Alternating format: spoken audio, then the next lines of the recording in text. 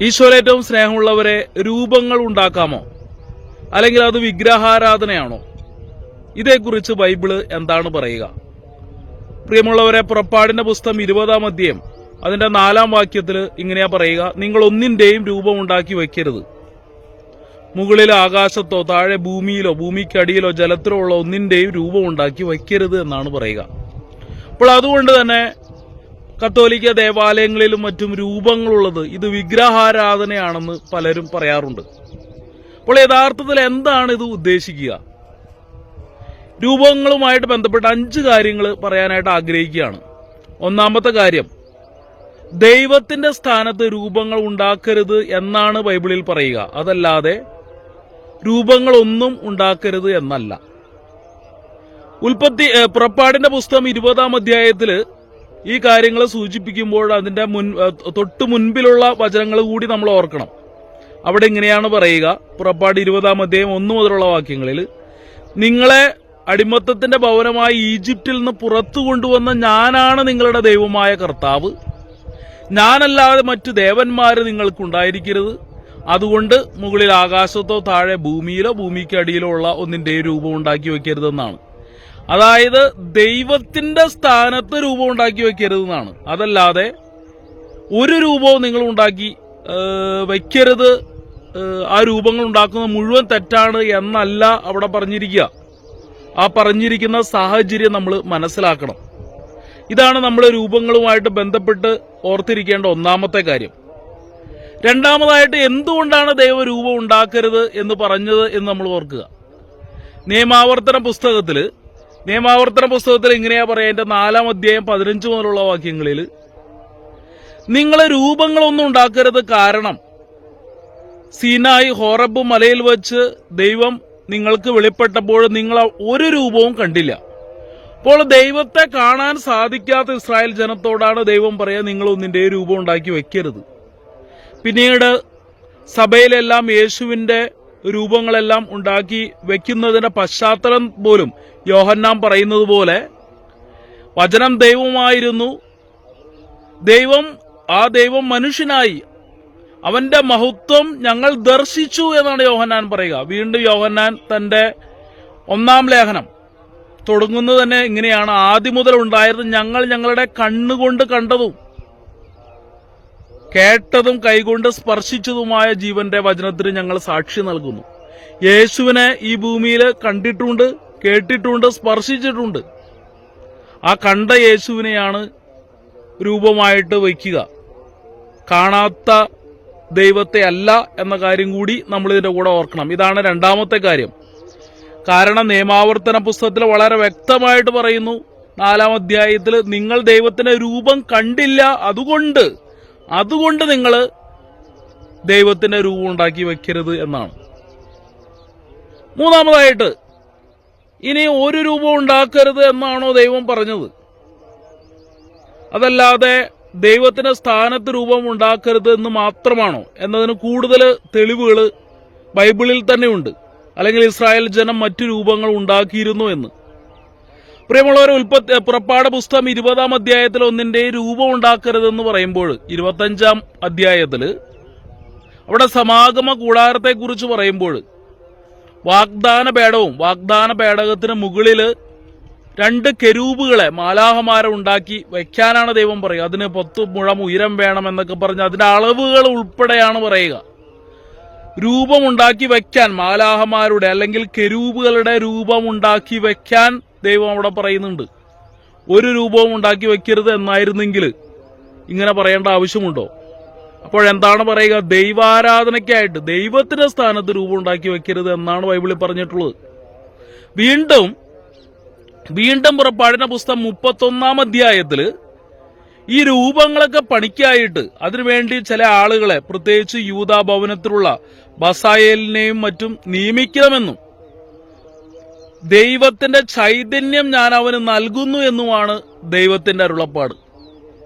അവിടെ വീണ്ടും പറയുന്നു, മരം കൊണ്ടും അതുപോലെ തന്നെ സ്വർണം കൊണ്ടും വെള്ളി കൊണ്ടും ഓടുകൊണ്ടുമുള്ള കലാരൂപങ്ങൾ ഉണ്ടാക്കാനായിട്ട് ഈ ബസാലേലിനെയും മറ്റും നിയമിക്കണം. ദൈവത്തിന്റെ ചൈതന്യം ഞാൻ അവന് കൊടുത്തിട്ടുണ്ട് എന്നാണ് ദൈവം പറയുക. വെറുതെ രൂപം ഉണ്ടാക്കുക മാത്രമല്ല, അങ്ങനെ ഉണ്ടാക്കുന്ന വ്യക്തിക്ക് ദൈവത്തിന്റെ ചൈതന്യവും കൂടി ദൈവം നൽകുന്നു എന്നാണ് പറയുക. അപ്പോൾ ഇതും അത് പുറപ്പാടിന്റെ പുസ്തകം 31-ാം അധ്യായത്തിലാണ്. വീണ്ടും നമ്മൾ കാണുന്നുണ്ട്, ഇസ്രായേൽ ജന പാപം ചെയ്യുമ്പോൾ മോശ പിച്ചള സർപ്പത്തെ ഉയർത്തുക, രൂപങ്ങളൊന്നും ഉണ്ടാക്കരുത് എന്നായിരുന്നുവെങ്കിൽ എന്തിനാണ് ഈ പിച്ചള സർപ്പത്തെ ഉണ്ടാക്കാൻ പറഞ്ഞത്? അവിടെ സംഖ്യയുടെ പുസ്തകം 21-ാം അധ്യായത്തിലാണ് 8 മുതലുള്ള വാക്യങ്ങളിൽ. കാരണം പിച്ചള സർപ്പം ഒരു പ്രതീകമാണ്. യോഹന്നാന്റെ സുവിശേഷത്തിലെ 3-ാം അധ്യായത്തിന് 14-ാം വാക്യത്തിൽ യോഹന്നാൻ പറയുന്നുണ്ട്, മരുഭൂമിയിൽ മോശ പിച്ചള സർപ്പത്തെ ഉയർത്തിയ പോലെ മനുഷ്യപുത്രൻ ഉയർത്തപ്പെടേണ്ടിയിരിക്കുന്നു. അപ്പോൾ ഈ പിച്ചള സർപ്പം യേശുവിന്റെ പ്രതീകമാണ്. അപ്പോൾ ഈ പിച്ചള സർപ്പത്തിന്റെ ഒരു രൂപമുണ്ടാക്കി അതിൽ നോക്കിയവര് രക്ഷ പ്രാപിച്ചു എന്നാണ്. അപ്പോൾ അവിടെയും നമുക്ക് രൂപം കാണാനായിട്ട് സാധിക്കും. ഇനി ഇസ്രായേൽക്കാരുടെ ആരാധനാ കേന്ദ്രമായിരുന്നു അവരുടെ മരുഭൂമി പ്രവാസകാലത്ത് സമാഗമ കൂടാരം. അവിടെ കെരൂബുകളുടെ എല്ലാം രൂപങ്ങൾ ഉണ്ടായിരുന്നു എന്ന് പറഞ്ഞു. ഇനി ഇസ്രായേൽക്കാര് അവര് കാനാൻ ദേശത്തായിരുന്നപ്പോൾ അവരുടെ ഏറ്റവും വലുതും ആകെ ഏകവുമായ ആരാധന കേന്ദ്രമാണ് ജെറുസലേം ദേവാലയം. ഈ ജെറുസലേം ദേവാലയത്തിൽ രൂപങ്ങൾ ഉണ്ടായിരുന്നു. അത് നമ്മൾ രാജാക്കന്മാരുടെ പുസ്തകം 1 രാജാക്കന്മാർ 6-ാം അധ്യായത്തിലാണ് പറയുക. അവിടെ ശലോമോന് അല്ലെങ്കിൽ സോളമന് ദൈവത്തിന്റെ കൽപ്പന വരികയാണ്. അതനുസരിച്ച് സോളമൻ ദേവാലയം പണിയുമ്പോൾ തീർച്ചയായിട്ടും വാഗ്ദാന പേടകവും കെരൂബുകളുടെയും എല്ലാ നിർമ്മിതിയെക്കുറിച്ച് അവിടെ പറയുന്നുണ്ട്. ഇതുകൂടാതെ തന്നെ ദേവാലയത്തിനകത്ത് ദേവാലയത്തിന്റെ മുറികളുടെ എല്ലാം ചുമരുകളിൽ കെരൂബുകളെയും ഈന്തപ്പനകളെയും പൂക്കളെയും എല്ലാം സോളമൻ കൊത്തിവെച്ചിരുന്നു. കൂടാതെ കതകുകളുടെ അകത്തും പുറത്തും കെരൂബുകളെ കൊത്തിവെച്ചിരുന്നു. കട്ടിളപ്പടികളിലും കൊത്തിവെച്ചിരുന്നു.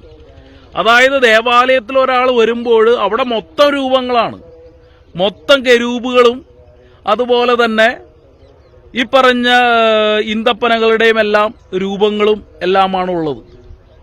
അപ്പോൾ ജെറുസലേം ദേവാലയം അല്ലെങ്കിൽ ആരാധന കേന്ദ്രത്തിൽ തന്നെ എല്ലാ ദേവാലയങ്ങളുടെയും മാതൃകയായ ജെറുസലേം ദേവാലയത്തിലും സമാഗമ കൂടാരത്തിലുമെല്ലാം രൂപങ്ങൾ ഉണ്ടായിരുന്നു എന്ന കാര്യം നമ്മൾ വിസ്മരിക്കരുത്. ഇതാണ് 3-ാമത്തെ കാര്യം. രൂപങ്ങൾ ഇസ്രായേൽ ജനസമൂഹത്തിൽ ഉണ്ടായിരുന്നു. അതോടൊപ്പം തന്നെ അതിനു വേണ്ടി പ്രത്യേക ശില്പികളും ഉണ്ടായിരുന്നു. അവരെ ദൈവം അനുഗ്രഹിച്ചിട്ടുള്ളതുമാകുന്നു. 4-ാമതായിട്ട് എന്തുകൊണ്ടാണ് ഈ ദേവാലയത്തിലെല്ലാം രൂപങ്ങൾ വേണം എന്ന് ദൈവം പറഞ്ഞത്, അല്ലെങ്കിൽ ദൈവനിർദ്ദേശപ്രകാരം സോളമൻ രൂപങ്ങൾ ഉണ്ടാക്കിയത്? പ്രിയമുള്ളവർ, ഒന്നാമതായിട്ട് പ്രാർത്ഥിക്കാനുള്ള ഒരു അന്തരീക്ഷം ലഭിക്കണമെങ്കിൽ, അല്ലെങ്കിൽ ആ ഒരു അന്തരീക്ഷത്തിന് വേണ്ടി രൂപങ്ങളെല്ലാം സഹായിക്കുന്നതാണ്. ഇക്കാര്യം സോളമൻ തന്നെ പറയുന്നുണ്ട്. സോളമൻ പ്രാർത്ഥിക്കുന്നത് ഇങ്ങനെയാണ്: ദൈവമേ, അങ്ങ് ആകാശ സ്വർഗങ്ങൾക്കെല്ലാം അതീതനാണ്, സ്വർഗത്തിനും സ്വർഗാദി സ്വർഗത്തിനുമെല്ലാം അതീതനാണ്. എങ്കിലും ഞങ്ങള് ഈ ദേവാലയത്തിന് നേരെ തിരിഞ്ഞ്, അതല്ലെങ്കിൽ ഈ ദേവാലയത്തിൽ വന്ന് പ്രാർത്ഥിക്കുമ്പോൾ അങ്ങ് സ്വർഗത്തിൽ നിന്ന് ഈ പ്രാർത്ഥന കേൾക്കണമേ എന്നാണ്. അപ്പോൾ ആ ദേവാലയത്തിൽ വന്ന് പ്രാർത്ഥിക്കാനുള്ള ഒരു അന്തരീക്ഷം ലഭിക്കുന്നതിന് ദേവാലയങ്ങളിൽ രൂപങ്ങളുടെ ആവശ്യമുണ്ട്. അതോടൊപ്പം തന്നെ ഒരു ദൈവിക സന്ദേശം നൽകുന്നതിനും രൂപങ്ങൾക്ക് സാധിക്കും. പ്രിയമുള്ളവരെ, വാഗ്ദാന പേടകവും അവിടെ ആ പേടകത്തിനകത്തുള്ള മന്നയും അഹ്റോന്റെ തളിർത്ത വടിയും അതുപോലെ തന്നെ കൽപ്പലകകളും അവിടെയുള്ള കെരൂബുകളും എല്ലാം കാണുമ്പോൾ ഇസ്രായേൽ ജനത്തിന് അവരുടെ രക്ഷാകര ചരിത്രം, ഈജിപ്തിന്റെ അടിമത്തത്തിൽ നിന്ന് തങ്ങൾ എങ്ങനെയാണ് ഈ വാഗ്ദാന നാട്ടിലെത്തിയത് എന്ന ചരിത്രമാണ് അവരെ പഠിപ്പിക്കുക. അപ്പോൾ ഈ രക്ഷാകര സന്ദേശം പകർന്നു നൽകുന്നതിനും ബൈബിൾ വാക്യങ്ങൾ പ്രസംഗിക്കുന്നതിനേക്കാൾ ആ സന്ദേശങ്ങൾ നൽകുന്നതിന് രൂപങ്ങളും ഛായാചിത്രങ്ങളും എല്ലാം സഹായിക്കും. 3-ാമതായിട്ട് ഈ രൂപങ്ങളുള്ളപ്പോൾ അവർക്ക് ആ വ്യക്തികളെ കുറിച്ചുള്ള ഓർമ്മകൾ വരും. ഉദാഹരണമായിട്ട് എൻ്റെ വീട്ടിൽ എൻ്റെ മരിച്ചുപോയ പാരന്റ്സിന്റെയോ ഗ്രാൻഡ് പാരന്റ്സിന്റെയോ ഒരു ഫോട്ടോ ഉണ്ട് എങ്കിൽ ആ ഫോട്ടോ കാണുമ്പോൾ സ്വാഭാവികമായിട്ട് ഞാൻ അവരെ ഓർക്കും. ആ ഫോട്ടോ നിലത്തിട്ട് ഞാൻ ചവിട്ടാറില്ല. അത് ആ ഫോട്ടോ ആണ് അവര് എന്നുള്ളത് കൊണ്ടല്ല.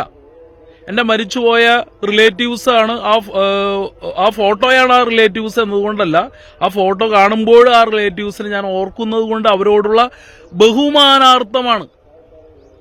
അപ്പോൾ ഇങ്ങനെ ഓർമ്മകൾ നൽകാനായിട്ടും രൂപങ്ങളും ഛായാചിത്രങ്ങളും എല്ലാം സഹായിക്കും. നാലാമതായിട്ട് ദൈവത്തോടുള്ള ബഹുമാനാർത്ഥവും രൂപങ്ങളും കൊത്തുപ്രതിമകളും എല്ലാം നല്ലതാണ്. ഇത് ദാവീദ് പറയുന്ന ഒരു കാര്യം ഓർക്കുക. ദാവീദ് ഇങ്ങനെയാണ് പറഞ്ഞത്, ദൈവത്തിന് സമാഗമ കൂടാരത്തിൽ ഇരിക്കാമല്ലോ, എന്തിനാണ് കൊത്തുപണികൾ തീർത്ത മനോഹരമായ ദേവാലയം എന്നല്ല ദാവീദ് പറഞ്ഞത്.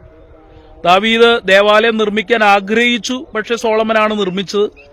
അദ്ദേഹം അതിനുള്ള ഒരു മറുപടിയായിട്ട് പ്രവാചകരോട് പറയാ, പ്രവാചകരെ, ഞാൻ കൊട്ടാരത്തിൽ കൊത്തുപണികൾ ചെയ്ത കൊട്ടാരത്തിൽ മനോഹരമായിട്ട് സുഖിച്ച് ജീവിക്കുമ്പോൾ എന്റെ ദൈവം ഒന്നുമില്ലാത്തൊരു കൂടാരത്തിലാണ്. ഞാൻ മനോഹരമായി കൊത്തുപണികളെല്ലാം ചെയ്ത് മനോഹരമാക്കിയ ഒരു ദേവാലയം ഞാൻ ദൈവത്തിനായിട്ട് പണിയും. നമ്മുടെ ദേവാലയങ്ങൾ കൊത്തുപണികൾ എല്ലാം ചെയ്ത് മനോഹരമാക്കുന്ന ഈ ഒരു പശ്ചാത്തലത്തിൽ കൂടിയാണ്. അപ്പോൾ നാലാമതായിട്ട് ഞാൻ പറഞ്ഞൊരു കാര്യം, നമുക്ക് രൂപങ്ങൾ ആവശ്യമാണ്. കാരണം ദൈവിക സാന്നിധ്യവും പ്രാർത്ഥന അന്തരീക്ഷവും വിവരങ്ങള്, ബൈബിൾ വാക്യങ്ങള്, സന്ദേശങ്ങൾ കൈമാറാനുമെല്ലാം നമുക്ക് രൂപങ്ങൾ ആവശ്യമാണെന്നതാണ്. അഞ്ചാമതായിട്ട് അല്ലെങ്കിൽ അവസാനമായിട്ട് ഒരു ചോദ്യം വരിക ഇതാണ്. ഓക്കെ, ദൈവങ്ങളുടെ രൂപങ്ങളെല്ലാം ഉണ്ടാക്കാൻ പറഞ്ഞിട്ടുണ്ട്, അല്ലെങ്കിൽ രൂപങ്ങൾ ഉണ്ടാക്കിയിട്ടുണ്ട് ബൈബിളിൽ, പഴയ നിയമത്തിൽ അത് കാണാൻ പറ്റും, ദേവാലയത്തിലുമെല്ലാം. എന്നാൽ ദൈവസ്ഥാനത്ത് അല്ലെങ്കിൽ അവയെ കൊണ്ടുപോയി ആരാധിക്കരുത് എന്നും ബൈബിൾ പറഞ്ഞിട്ടുണ്ട്. അതായത് രൂപത്തെ ദൈവമായി കണ്ട് ആരാധിക്കരുതെന്നും പറഞ്ഞിട്ടുണ്ട്. അപ്പോൾ രൂപങ്ങളുടെ മുമ്പിൽ കുമ്പിടാമോ അല്ലെങ്കിൽ രൂപങ്ങളുടെ മുമ്പിൽ പ്രണമിക്കാമോ, അത് തെറ്റല്ലേ എന്ന് പലരും ചോദിക്കാറുണ്ട്. അതിനുള്ള ഉത്തരവും നമുക്ക് ബൈബിളിൽ തന്നെ കാണാൻ പറ്റും. പ്രിയമുള്ളവരെ, ഈ വാഗ്ദാന പേടകം, അതറിയാം, അതിന്റെ മുകളിൽ 2 കെരൂബുകളെല്ലാം കുത്തിവെച്ചിട്ടുള്ള ഒരു പെട്ടിയാണ്. അതിന്റെ അകത്ത് മന്നായും തളിർത്ത വടിയും കൽപ്പലകളുമാണ്. അപ്പോൾ ഈ വാഗ്ദാന പേടകത്തിന്റെ മുമ്പിൽ ജോഷുവ നിലംപറ്റെ കുമ്പിട്ട് പ്രഭാതം മുതൽ പ്രദോഷം വരെ കിടക്കുന്ന കാര്യം നമുക്ക് ജോഷുവയുടെ പുസ്തകത്തിൽ കാണാൻ പറ്റും. ജോഷുവയുടെ പുസ്തകം 7-ാം അധ്യായം 6-ാം വാക്യത്തിൽ. അതുപോലെ തന്നെ സോളമൻ രാജാവും ദേവാലയത്തിന്റെ എല്ലാം പ്രതിഷ്ഠയുടെ സമയത്ത് ബലിപീഠത്തിന് മുൻപിലെ മുട്ടുകൾ മടക്കി കൈകൾ ആകാശത്തേക്ക് ഉയർത്തി പ്രാർത്ഥിക്കുന്നത് കാണാൻ പറ്റും. അവിടെ സോളമൻ തന്നെ പറയുന്നുണ്ട്, നീ ഇവിടെ എങ്ങും വസിക്കുന്ന ആളല്ല, നീ സ്വർഗങ്ങൾക്കെല്ലാം ഉപരിയാണ്. പക്ഷേ ആ ബലിപീഠത്തിന്റെ എല്ലാം മുൻപിൽ രാജാവ് മുട്ടുകൾ മടക്കി കൈകൾ ഉയർത്തി പ്രാർത്ഥിക്കുന്നുണ്ട്. അപ്പോൾ ഇതെല്ലാം സൂചിപ്പിക്കുന്നത് അവയെ ദൈവമായി കാണുമ്പോഴാണ് നമ്മൾ വിഗ്രഹാരാധകരായിട്ട് മാറുക. വിഗ്രഹം എന്ന് പറഞ്ഞത് തന്നെ അതിന്റെ അർത്ഥം വിശേഷാൽ ഗ്രഹിക്കുന്നതെന്നാണ്. എന്നാൽ അത് ഒരു രൂപം മാത്രമായിട്ട് കാണുമ്പോൾ അത് നമ്മളെ ദൈവ സാന്നിധ്യത്തിലേക്ക് കൊണ്ടുപോകാനുള്ള ഒരു സഹായകരമായ ഒരു വസ്തു മാത്രമായിട്ട് കണ്ട് നമ്മൾ ആ ഒരു ഫോട്ടോയോ രൂപവും എല്ലാം കാണുമ്പോൾ ആ രൂപത്തെയല്ല, ആ വ്യക്തിയെയാണ് നമ്മൾ ഓർക്കുക എന്ന കാര്യം കൂടി മനസ്സിലാക്കി നമ്മെ ആരാധനയ്ക്ക് സഹായിക്കുന്ന രീതിയിലാണ് നമ്മുടെ രൂപങ്ങളെങ്കിൽ അതിൽ യാതൊരുവിധ തെറ്റുമില്ല. കാരണം ജെറൂസലേം ദേവാലയത്തിലും അതുപോലെ തന്നെ സമാഗമ കൂടാരത്തിലും അവരുടെ ആരാധനയുടെ എല്ലാം ഭാഗമായിട്ട് ഒത്തിരി കെരൂബുകളെയും എല്ലാം അവർ ഉണ്ടാക്കി വച്ചിരുന്നു എന്ന കാര്യം നമ്മൾ മറക്കരുത്. എന്നാൽ ദൈവത്തിന്റെ സ്ഥാനത്ത് ഏതെങ്കിലും ഒരു രൂപം ഉണ്ടാക്കി കഴിഞ്ഞു കഴിഞ്ഞാൽ ദൈവം അതിനെ നിശ്ചിതമായിട്ട് എതിർത്തിട്ടുണ്ട് എന്ന കാര്യം കൂടി നമ്മൾ ഓർക്കുക. ഇപ്പോഴും ഞാൻ പറഞ്ഞു, മോശയുടെ പിച്ചള സർപ്പം ഉണ്ടാക്കാൻ ദൈവം കൽപ്പിച്ചു എന്ന്. എന്നാൽ നൂറ്റാണ്ടുകൾ കഴിഞ്ഞപ്പോൾ ഈ പിച്ചള സർപ്പത്തിന്റെ ഉള്ളിൽ എന്തെങ്കിലുമൊക്കെ ശക്തി ഉണ്ടെന്ന് ഇവർ വിചാരിക്കാൻ തുടങ്ങി. കാരണം ഈ പിച്ചള സർപ്പത്തെ നോക്കിയവരാണ് രക്ഷ പ്രാപിച്ചത്. എന്നാൽ അതുകൊണ്ട് തന്നെ പിന്നീട് ഇതിനെ ആരാധിക്കാൻ തുടങ്ങിയപ്പോൾ ഹെസക്കിയ രാജാവ് ഇതിനെ നശിപ്പിക്കുന്ന കാര്യവും ബൈബിളിൽ തന്നെ കാണാൻ പറ്റും. ഹെസക്കിയ നെഹുഷ്താൻ എന്നാണ് അവർ അതിന് പേരൊക്കെ ഇട്ടത്. അതിനെ നശിപ്പിക്കുന്ന കാര്യവും നമുക്ക് ബൈബിളിൽ 2 രാജാക്കന്മാരുടെ പുസ്തകം 18-ാം അധ്യായം 3-4 വാക്യങ്ങളിലെല്ലാം നമുക്ക് കാണാൻ സാധിക്കും. അതുപോലെ തന്നെ ഒരു കാളക്കുട്ടിയെ കൊണ്ടുവന്ന് അതിനെ ഇസ്രായേലിനെ ഈജിപ്തിന്റെ അടിമത്തത്തിൽ നിന്ന് മോചിപ്പിച്ച ദൈവമായ കർത്താവാണ്, യഹോവയാണ് എന്ന് പറഞ്ഞ് അതിനെ ആരാധിക്കുമ്പോഴും അത് നശിപ്പിക്കുന്ന കാര്യം പുറപ്പാട് പുസ്തകം 32-ാം അധ്യായത്തിലെല്ലാം നമുക്ക് കാണാൻ പറ്റും. അപ്പോൾ ദൈവമായി കണ്ട് ആരാധിക്കരുത്. പിന്നെയോ അവയെ ആരാധനയ്ക്കുള്ള സഹായത്തിനുള്ള മാർഗമായി ഉപയോഗിക്കാം. അവയുടെ മുമ്പിൽ വണങ്ങുന്നതിലും തെറ്റില്ല. പക്ഷേ അവയെ ആരാധിക്കുകയോ ദൈവത്തിന് സ്ഥാനം രൂപങ്ങൾക്ക് നൽകുകയോ ചെയ്യരുത്. ഇക്കാര്യം നമ്മൾ മനസ്സിലാക്കുക. അറിയാത്ത മറ്റുള്ളവരോടും പറയുക, ഷെയർ ചെയ്യുക. തെറ്റിദ്ധാരണകൾ മാറിക്കിട്ടട്ടെ. ദൈവം അനുഗ്രഹിക്കട്ടെ. ആമേൻ.